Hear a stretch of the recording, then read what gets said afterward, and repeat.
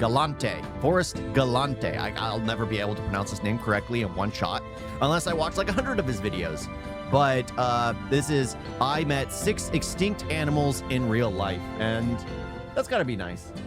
That's actually gotta be nice, where you actually get to see, and probably the projected plans on how they're gonna reintroduce them into like the world, because creatures go extinct because people are, well, we just didn't care back in the day, and now we're focused more on bringing them back and protecting endangered species because they serve a purpose. They serve a purpose. But yeah, I met 6 extinct animals in real life. This animal is extinct in the wild, and in today's video, I'm going to be introducing you to the fact that he's petting it. That's just a giant cat. That's just a giant cat. Normally you think wild cats, hunters, predators, they'll bite you because, well, anyone who has a cat has probably been bitten or clawed by their own cat. The fact that that's actually better than a giant cat, let's be honest. A whole handful of incredible creatures that have been removed from their native range that are in current conservation breeding programs to be put back out into the wild. Yep. So let's go and meet, while she takes a nap, our first extinct animal. So Rio. Here we go. Look at this. Unbelievable. The Spix macaw, the literal blue parrot from the movie Rio. Now, these animals... From the movie Rio. Yep, exactly. Life finds a way, but sometimes it needs some assistance. Are so amazing because they're an animal that have fought back from extinction, and it's been done in a very strange and very illegal way. So in the 1970s and 80s, heavy poaching on top of massive habitat degradation led to the steep decline of these beautiful birds. And in the year 2000, the last male was seen in the wild. But since then, and because these animals were poached because they're so beautiful for the pet trade, there are 11 of them left around the world in private collections, most of them illegally taken from the wild. So then from those 11 founder birds, they began to reproduce and send birds back to Brazil. In 2022, 22 birds were put back into the wild. In fact, my team went down there to film the Spix macaw being re-released into the wild, and I wasn't able to go. So this is one of the only times I've ever got... They got a tag on it. They have it tagged. It's basically wearing an electric collar to know where it's at all times. But it is tragic how like the same thing happened with like the tigers, the fact that they were kept in cages because every single, especially in the late 80s, early 90s, every single famous person wanted a picture with a cute little baby cub tiger, but those things grow big quickly. So they had to constantly keep breeding them to keep the little ones present. And then they ended up with a ton of inbreeding. They ended up with a ton of crossbreeding. They ended up with a bunch of sick ones, which I guess are in Vantara, some of them, you know, just getting rehabilitated. They're going to live out the rest of their lives and live in comfort instead of constantly being stuck in cages. And I'm pretty sure a lot of people know someone who has kept an animal in a cage, and it's just tragic because I know someone who literally had a German Shepherd, like a purebred German Shepherd, kept them locked in a cage their entire life. The poor thing's claws had grown so long that he was cutting into the girl's personal paw, like the German Shepherd's paw. But the thing is, that poor little thing was so happy, so excited just to be spoken to, just to get some attention. But that thing was just, it was just tragic. It was just tragic. And then it finally had escaped after what? I think it was like 8 years in confinement. It escaped, got hit by a car. Got hit by a car. It was just tragic, absolutely tragic how some people treat animals. But the thing is, a lot of people don't think of animals as creatures equivalent enough to feel. But the funny thing is, like something like a dog, all kinds of animals can feel, they like, if they're a predator, they can feel like if someone's easy prey or if it's going to be more of a hassle. They can pick up on that instinctively, just like dogs. When I'm feeling down or my wife is feeling down, our four-legged child will go over to her, put his ears back, and just be like asking, how can I comfort you? How can I comfort you? It very, very, very sweet when you look at animals and you, well, and then you see like crocodiles and alligators, then you're like, no, there's no emotion behind those eyes. No emotion behind those eyes. But yeah, people mistreat animals all the time. But that's the thing. It's like you can tell how someone is by how they treat animals. Like if they're a kid pulling off the legs of bugs, then they up it when they're a little bit older to how they're gonna treat animals. And then after they get so used to mistreating animals, they up it to people.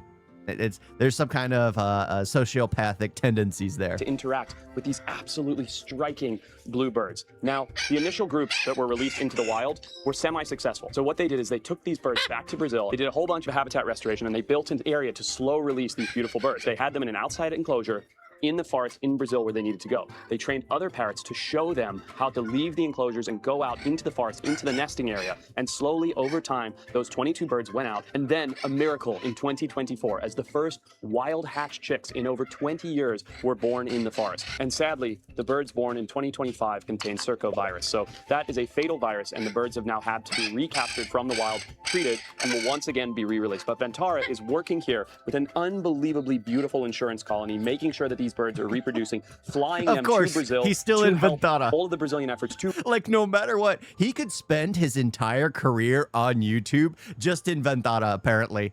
Just spending time with each and every animal.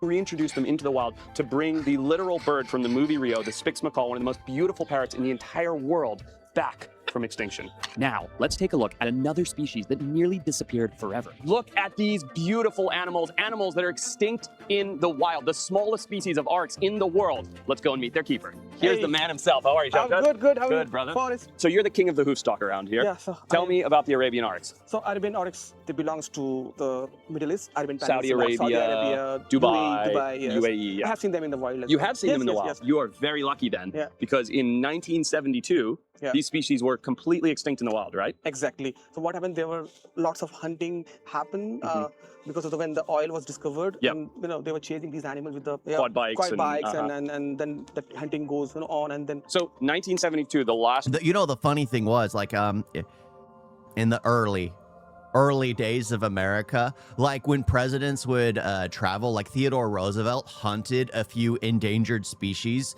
because he wanted to make sure that after they were extinct, humanity would know what kind of, it's kind of counterintuitive, but yeah, like some species were hunted by Americans in order to preserve the history. Because Theodore Roosevelt, I think he killed one of them so it could be stuffed and what's it cadaver? What's it called? There's a word for it when you make an animal use its body for display. I was gonna say chiropractic. There's a word there. It's in my head, but it's not formulating or coming to the surface. But yeah, like he literally hunted them. And then his reasoning for it was these creatures are going extinct. We want to be able to remember them in the future. So instead of having the mindset, and you can understand from that point in time, you couldn't create forced habitats. You couldn't personalize environments. Now it's easier to literally take an entire species, move it to completely different continents, create an environment for it in that continent, and then re-release it back in its original continent. Because we literally can handle that kind of, we can easily build those kind of enclosures, have that kind of ecosystem forced into an environment. But back in the day, you can kind of understand the rationalization. They're going extinct. We'll kill one, preserve it, document all its movements, what it eats, all that stuff. So that way we know in the future what kind of animal, what kind of, what it did for a living, what its purpose was.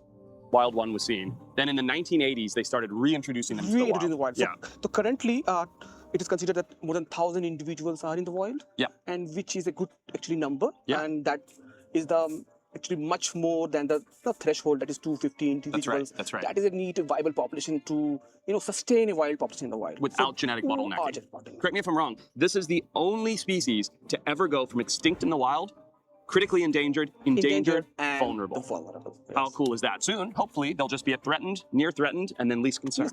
Why do some of these, I assume males, because males and females both have the big horns, why do they have pipe covers on their horns? So when they were rescued here due to the transportation, to avoid any aggression and injuries, these horn caps are Vantara has offered to take in 80 hippos scheduled for euthanasia due to overpopulation. They belong to Pablo Escobar. Well, again, I understand when there is a culling of a population. So like in Florida, for instance, only certain licenses are given out to hunt alligators. Only like, I think 100 licenses a year are, and it's a lottery. So you can hunt an alligator because you don't want an overpopulation. Just like when there's too many wolves, you hunt the wolves back so that way they don't eat all the deer. But if there's too many deers, you have to cull the deers because they start to literally eat out all the plant life so that way the deer start to starve. There's always a weird kind of mix that you need to have in order to balance the population. I don't know it. I'm no... I don't know the term for it. I honestly don't know I don't know what term it would be. I don't know what term it would be, but I'm not like whatever it is that knows the best way to, or correct number of things that are needed for animals to sustain.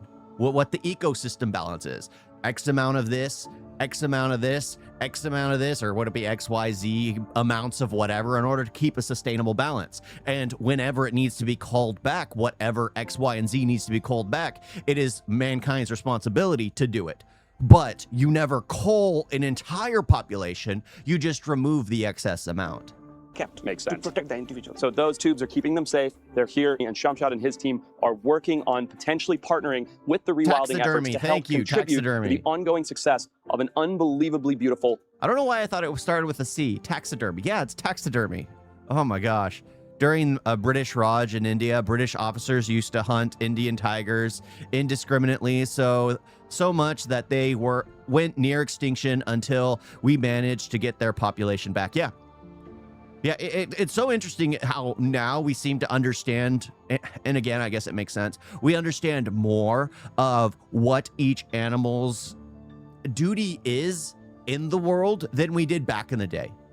Back in the day, you see a pest, it's a pest. But the thing is, even things like insects, they all serve a purpose in the ecosystem. But the ecosystem is well balanced to where everything has its place. You have the insects that can till the soil, but the insects are food for something else. And then you have the herbivores that eat the greens. So that way, when a carnivore shows up, they still get the nutrients from what the herbivores are eating. It's like the whole thing is just so amazingly well balanced. Nature itself is so fascinating, and the fact that it's just a beautiful thing when you can actually see it in play. When you actually know how the whole world, like I hate insects, but outside of the house, they serve a purpose. Outside of the house, they serve a purpose. Inside the house, I'm squashing them, I'm spraying them with poison, I'm eradicating them entirely.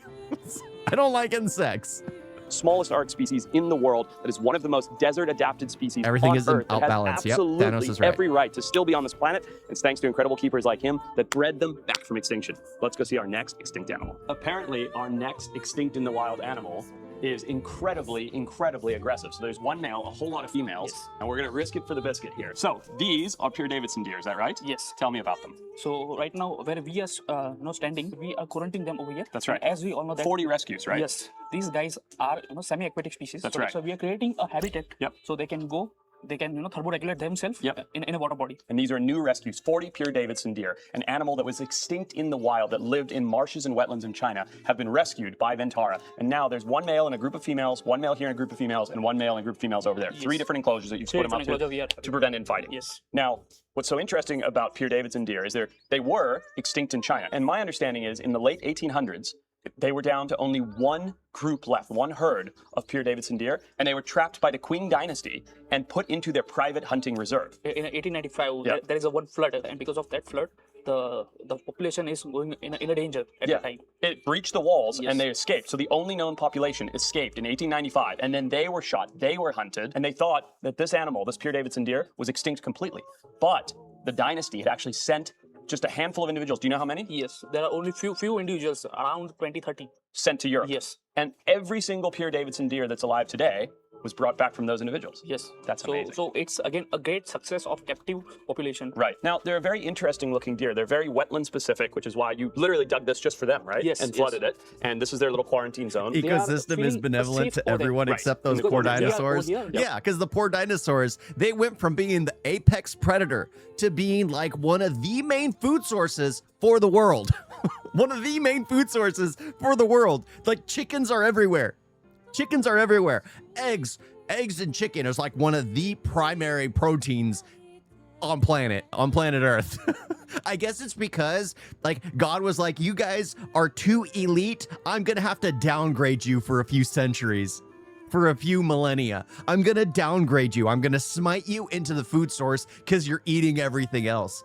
But I love how like we control population, because there are species that literally can exist in other places, like horses. Horses had never really been on the American continent until the conquistadors and the like, you know, were bringing their horses over. And then what happened? The horse population on the Americas exploded because it's a perfect environment for them, but they didn't exist. There are islands which used to have so many beautiful, majestic birds, which sailors, pirates, or whatever would land on that island. They had rats, they had snakes on their ships, because they would have snakes on the ships to literally hunt the rats. The snakes would get off board. They hunted the birds to extinction, that now there's nothing but snakes on those islands, because the birds were literally eradicated. The birds had learned not to fear anything on the ground because there were no snakes existing on that island. So eventually you can completely destroy a population by introducing a certain animal that the current species hasn't learned to fear. That hasn't learned to fear. Because I'm all about like introducing more. Like I believe in like, you know, foreseeing, because the more of every type of animal there is, the harder it'll be to run an extinction. Because if all of one species is in China, something happens to China, well, we're losing an entire species. The entire species goes extinct. That's why there have to be several places around the world that literally host life. So that way, if something happens, you can literally just pick up the seeds of that population and move it somewhere else. And I think that's what makes Vantara so good, is like it literally holds on to just a bit of everything, They are feeling safe over there. Why? Because we are giving, you can see the Napier grass. Yeah. So it acts as a visual barrier. That's right. Yeah. Feels that they are in the nature. They are Sure. in a safe zone. And this is just the quarantine. They'll have a big open paddock Yes. with tons of bush and places to hide and a Yes, swampy yes. ecosystem as soon as they're done with quarantine. Now, what is Vantara going to do outside of rescuing these three groups or this big herd? What is the management plan for these animals? After the settling over here, Yeah. we are studying on their genetic lines. If they are coming from the very great genetic lines, then we are going to, you know, a conservation breeding program. Right.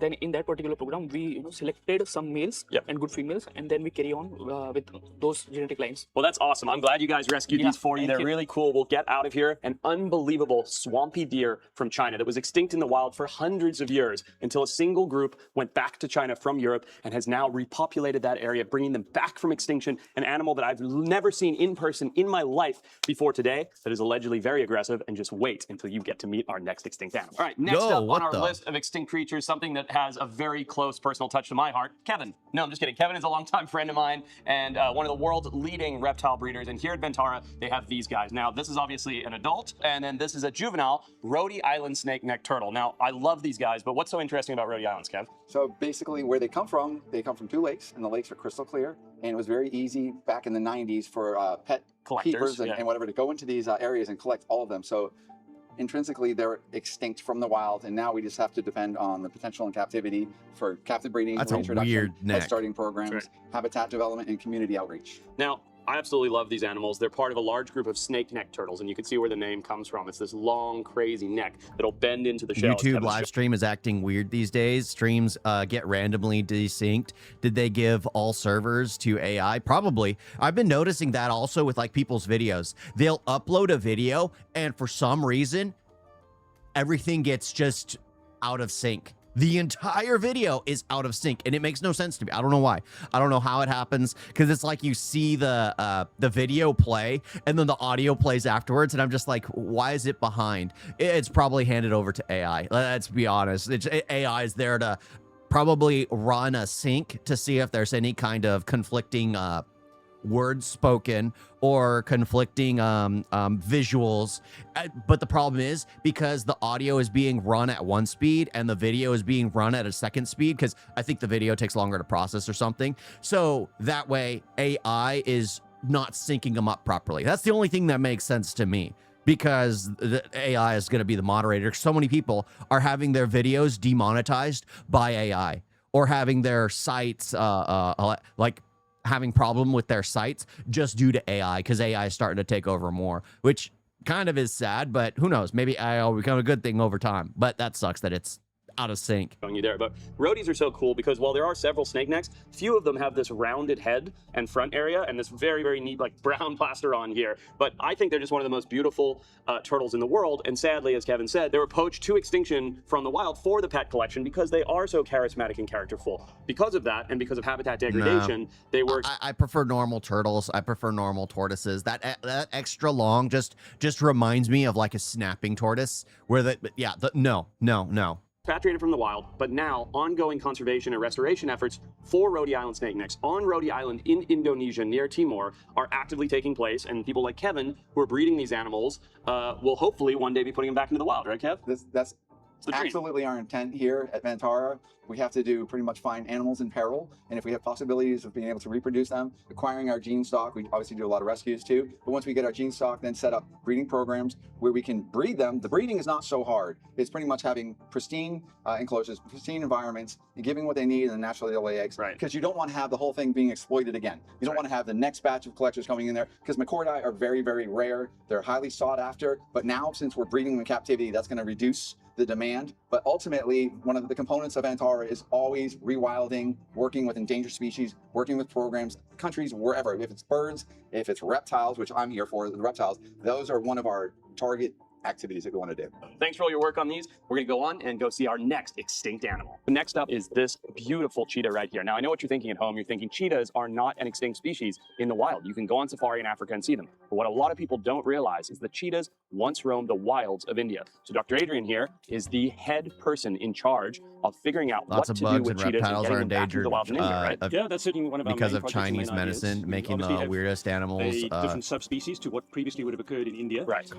Most likely Asiatic cheetah that would have occurred in Oh, India. concoction. I couldn't even that has read gone that. extinct mid or late 1940s, To treat basically early anything. 1950s. But yeah. Obviously, when you start off with a reintroduction program, you need a large number of animals. What is it, like lizard's tail? You can make medicines out of frog. Like there's so many things.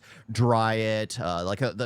Again, I don't know the preparations of medicine, but yeah, a lot of stuff goes into medication. Like there are so many things that you have to take into account. How did they get extinct? Why are they extinct?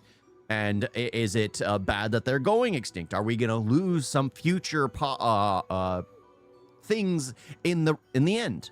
Are we going to lose something due to going extinct? Because again, we're finding out things all the time, or new purposes for things all the time. So if we end up going extinct and it was like, oh, you know what? This thing actually probably was the cure to cancer. Like, that kind of stuff. You never know. So that's why having like farms to basically having an ark. But the thing is, you would need a few arks around the world. So that way, just in case something happens to one location, especially this day and age, something happens in one location, you still have another location with an ark that has everything preserved as well.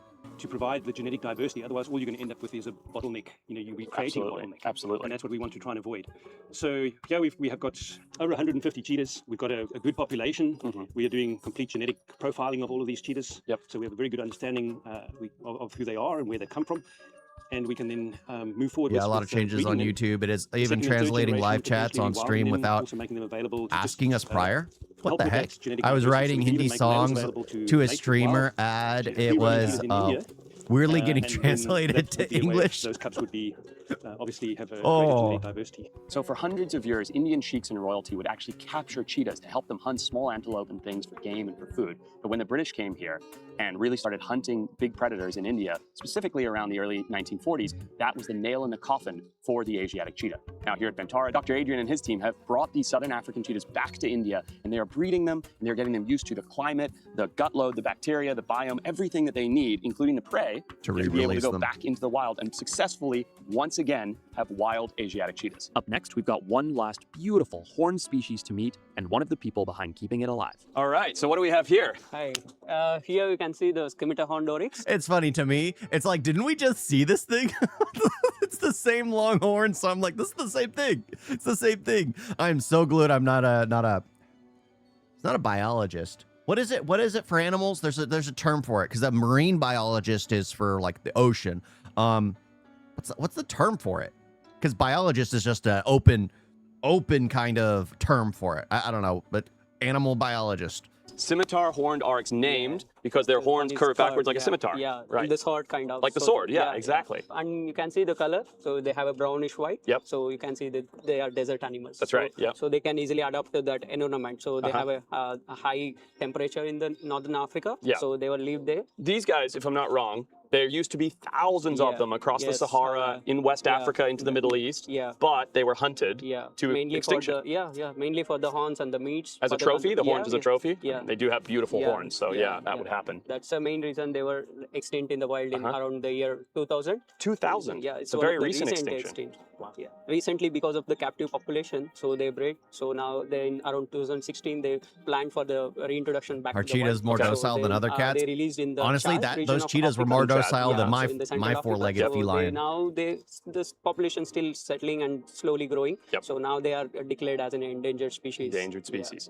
So the scimitar-horned oryx, one of the most beautiful desert species in the world from the Sahara Desert, is a perfectly desert-adapted species, an animal that can go months without a single lick of water and actually has specialized cells in its blood to cool down their brain, to keep their brain from overheating and malfunctioning when they're racing across. The sad thing is like some of these animals, which are completely going extinct, are in areas that those places are, the culture isn't in, of the mindset of preserving, wildlife. They don't view it as, they would view it more as like a food or just a resource. It's not something that needs to be preserved or protected in any sort. So a lot of the ones, if they're being released in these areas, like, again, well, I've used that term quite a lot, so I'm not going to bring it up again. But yeah, there are certain places where you can go where certain animals will be respected in certain areas, but the second they travel too far to another area, that same animal that's respected somewhere completely disappears because it ends up in someone's kitchen.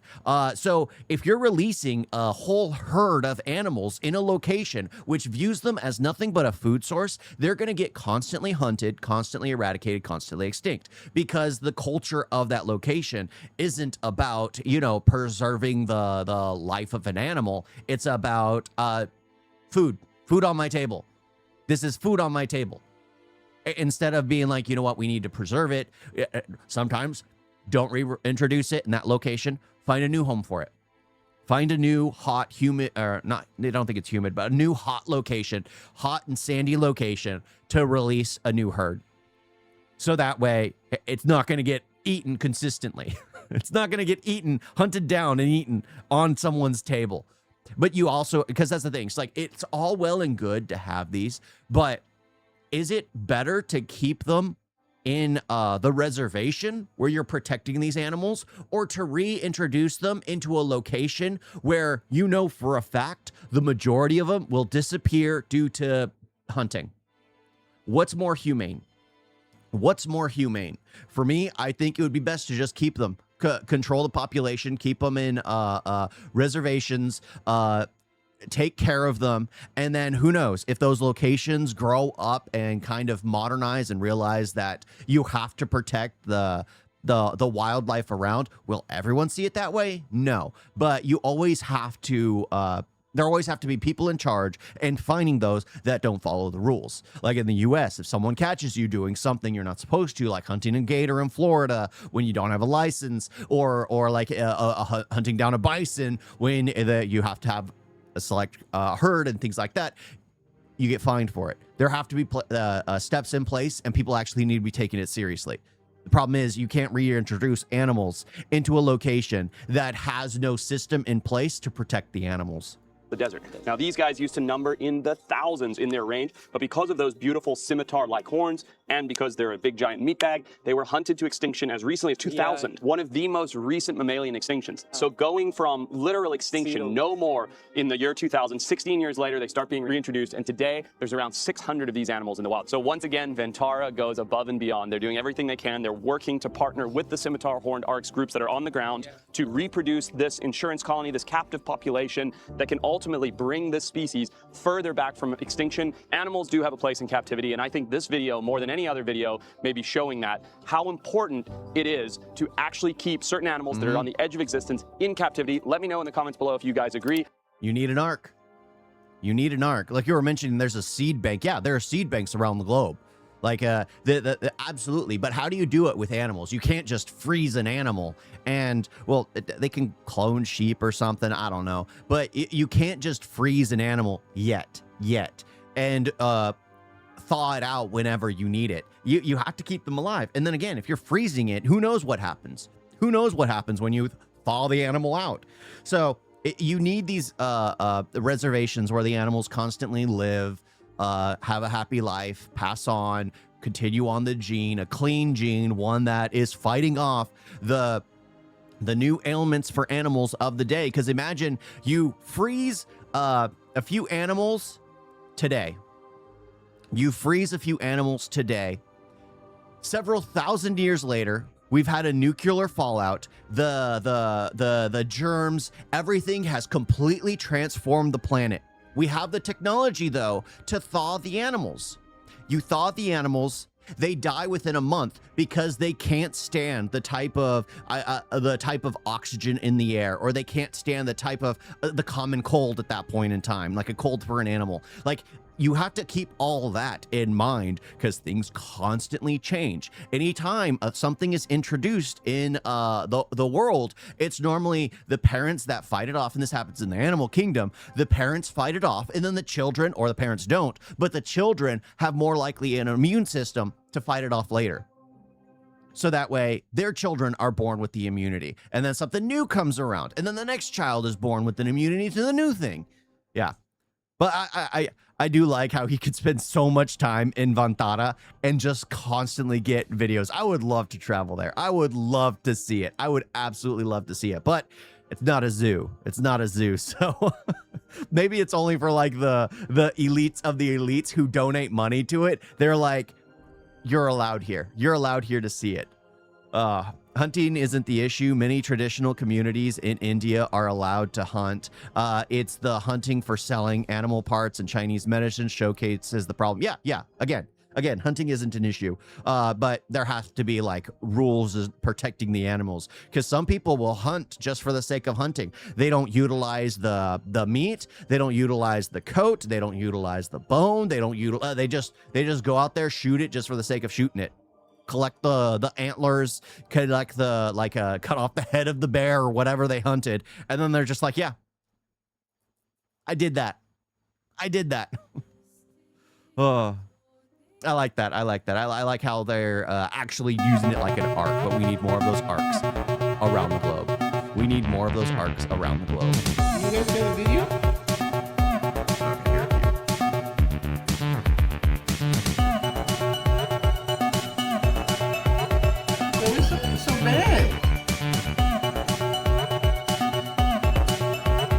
Don't forget to like and subscribe. Wait on that.